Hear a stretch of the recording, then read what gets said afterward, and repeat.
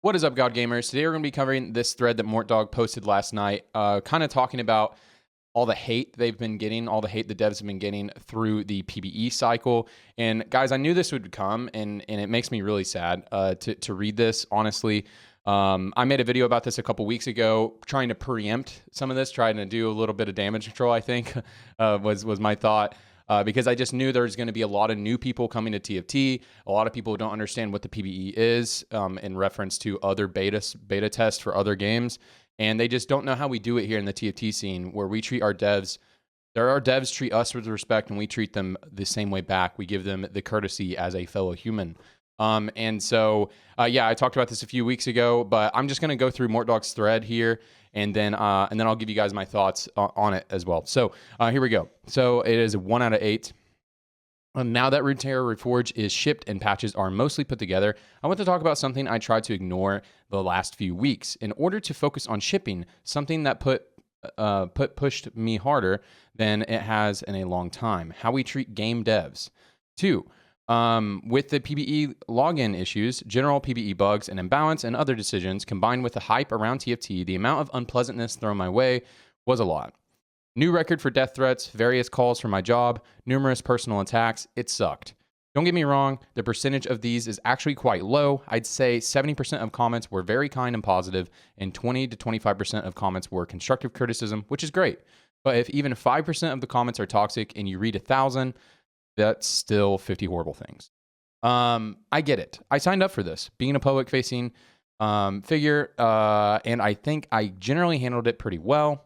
But you can only read something, someone saying that they want to kill your family in front of you and make you watch so many times before it affects you, even if you know it's not real. Being a player-facing and open takes a lot of extra work, work that you don't have to do. It's not part of the job. But I and many others do it because we love games. This is really the point here. We love games we work on, and we love the players. Stuff like this certainly makes you go, why am I doing this? And I think I have it really easy compared to most. I've seen other gaming communities do far worse. I'm also a straight white male, so I just try to imagine what others go through making their games, and it's just sad. Why do people feel the need to be this angry? It sucks. I don't have a solve, sadly, which as a designer drives me nuts. I want to solve problems, but this one is far too complex. I want people to get better and have ways to vent or whatever. I want more open devs. I want to share more, but I also deeply understand why we can't. I guess I'll close with this. Treat game devs with kindness, especially those willing to be honest with you. If you don't like their game or message, go play something else. There's so many great games. All your anger will do is cause there to be less of them. Thanks all. And let me see if I can find Ramlin's comment, because I think Ramlin really encapsulates everything I was thinking here. But I guess I won't be able to find Ramlin's comment. But Ramlin left a really nice comment. It's exactly my thoughts here. Guys, yeah, so I think a lot of this comes from... I have a lot of things I want to talk about here, but I think a lot of this comes from the hate. I already preempted this. That's why I made a video a few weeks ago. With TFT being so popular, there's going to be a lot of new people coming to the community, a lot of new players, and they just don't know how we do things around here. And then even people within the community, maybe like people don't understand when like Milk or Soju says something that's like who balances the game and stuff like that. Like it's all like kind of banter and kind of like feedback. It's not really like hate. But then like people come in here and they actually are like calling for his job and stuff like that. Like, dude, we just do not do that here. If you play other games, you play games made by Blizzard, EA, whoever, even if you just play League, which is within the same company, we treat our devs with the love and respect that they treat us with. Because you can disagree with Mortdog, you can disagree with them, but Mortdog doesn't have to do this stuff. He puts himself out there. He streams every weekend. They are so public facing. Whenever they make a controversial decision, Mort turns on the live stream and talks for several hours about it. They just did a controversial stats ban, and a lot of people are upset about that. Some people like it, some people don't, right? And I've seen some like really personal takes on that, honestly, towards Mortdog, and there's just no room for that, because and Mortdog will go on his stream and talk about that. Go play any other game, man. Go play any other game. Go play a game made by Blizzard. See how the communication with the devs work. They do fake Q&As, man. Like this is exactly why you don't have good communication between game devs and players, is when people treat the game devs like this. And I think this comes from, I mean, this is just how people from other games, this is how they communicate with game devs.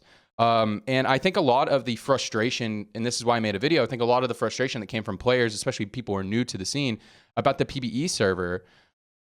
I talked about this before, but like our PBE server is not like a normal game beta.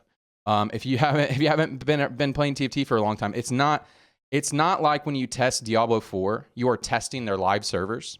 Because a lot of people are like, oh, small indie company, they can't maintain the server. Guys, the PBE server is a server that generally has a very low population of players, and every 3 months for 2 weeks, it has a very high population of players. It does not make any sense for Riot to invest a lot of manpower, money, all that good stuff into bolstering up a server that is hardly ever used. It doesn't make any sense. It has nothing to do with the live servers. And like a lot of people are like, well, they know they're going to do this, so they should just bolster it in time and waste the money, blah, blah, blah. Guys, if Riot really wanted to get the best playtest possible, they would simply limit the requirements to like Grandmaster Plus, and they would get way better data. They would get way better data than if they just let everybody in and just, you know, like let the servers kind of explode a little bit, but gave everybody equal opportunity to try to get in. They could totally do that, but they don't, because they want it to be open and they want everybody to have the same opportunity. Now, it sucks that there were a lot of bugs and a lot of issues this time around. Normally, it's just a queue and you just have to be at your computer at the right time. So that sucks that happened. But like, guys, we don't have to get access to the beta server. They don't have to do that. If they wanted to, they could totally gatekeep it, and they would get far better data if they gatekept it. They could totally do that. And what the beta server isn't, it is not like a Diablo 4 beta. Whenever they do the Diablo 4 beta, they are testing their live servers. They are running the same servers that will be with the live game. So that's why, like, when you throw criticism at the devs, then you're like, hey, your servers are exploding, you know, you can be more upset about that because it'll be indicative of how the live servers are going to be, right? I mean, that you still don't be vitriolic towards the Diablo devs or whatever, but like at least makes more sense in that regard. But guys, the PBE server will never be what you think it's going to be unless Riot just like wants to waste a lot of money. And they might do that. They do that a lot. But anyways, I just wanted to talk about this because like we are so privileged to have Mortdog and to have all the other TFT devs that are willing to put themselves out there. They go on all the esports broadcasts. They go on Mortdog streams every weekend and puts himself out there. When they make a controversial decision, he'll turn his stream on. He'll talk about it, do an open Q&A.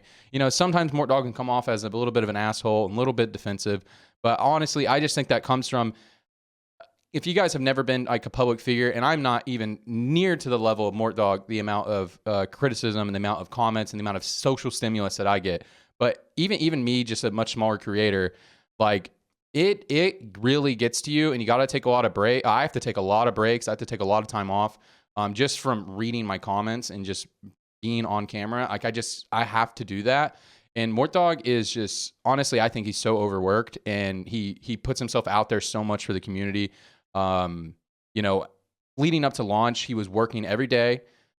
He was working every day at the office, other than the weekends. I imagine they were working more than 8 hours. I imagine they were working a little bit extra, even if at Riot they try to not make people work extra. That's like a thing they actively try to do. From people I know that work at Riot and stuff like that. They try to have a really positive work culture nowadays. You can say whatever you want for the past, but they try to have a very positive work culture. And so, but I still even imagine they were working extra, even if they were, you know, not really, but they were. And then Mortdog would stream 8 to 10 hours every weekend. Dude has kids. Like he needs to take a break, but he doesn't, because he puts himself out there and he takes the responsibility of being the head game dev. And so what we can do as players is just show. You don't have to agree with Mortdog. You don't have to agree with Kent. You don't have to agree with Static. You don't have to agree with all those folks, Prism, whatever, everybody. You don't have to agree with all those folks with their takes and the changes they make to the game and how they're managing the servers. You don't have to do that. But what you can do is you can treat them with the respect as a fellow human. Like, I am so done with the way that we treat like public figures and the way that we treat the faces of things. Like it's so dehumanizing the way people treat game devs and that sort of thing. Like, the only reason why we have such an awesome community in TFT is because Mortdog and Kent and all those guys and gals and everybody in between, they all put themselves out there. And it's our responsibility as players to just show them that love and respect that they deserve as a human. It has nothing to do with them making the game. Anyways, guys, that's pretty much it. I think I'm probably preaching to the choir here on my channel. But I just wanted to highlight this because it makes me really sad to read. And if we want to keep our gaming community the best gaming community on the planet, and especially with how popular TFT is getting, then I think people like us need to say something to kind of continue to perpetuate our great community that we have, and to not let our game community dissolve into like the Call of Duty community, or any Blizzard game, or any EA game, or League of Legends community. You know, we want to not have that. We want to have what we have now, and the only way that we can keep that is by treating our devs with respect as a fellow human. You don't have to agree with them. It's just about giving them respect and decency. Anyways, that's it. Appreciate you guys. I love you all, and I love TFT.